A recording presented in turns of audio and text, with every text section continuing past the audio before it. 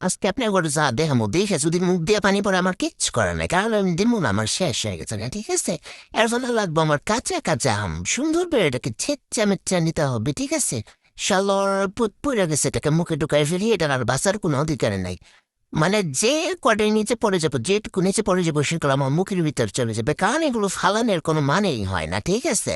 তারপরে যদি কোনো হাঁটি মাটি থাকে তাহলে সেটাকে সুন্দর করে ফেলে দিতে হবে, উষ্টা মেরে ফেলে দিতে হবে, ঠিক আছে?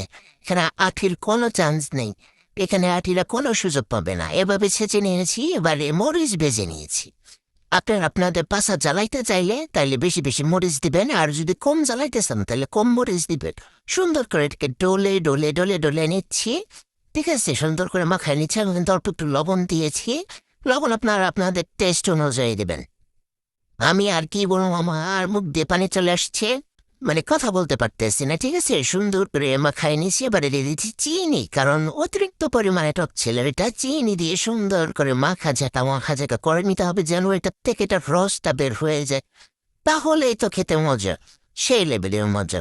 দেখছেন কারণটা কেমনে বুঝাইতাম, মানে কি পরিমাণ সাথে ঢং করতে হবে, বারান্দায় নিয়ে একটু ঢং করলাম, আর ঢং করার সময় না এবারে খাইতে হবে, মানে একটু না খেয়ে থাকা যাবে না।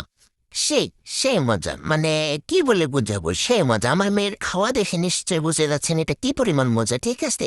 কারো যদি এটা দেখে মুখে পানি আসে তাহলে অবশ্যই বাড়িতে বানিয়ে খাবেন, ঠিক আছে? অবশ্য যদি নিজের গাছ না থাকে তাহলে কোনো সমস্যা নেই, পাশের বাসার গাছ থেকে চুরি করেই না খেতে হবে, তবুও সকল্প অন্য রাখতে নেই।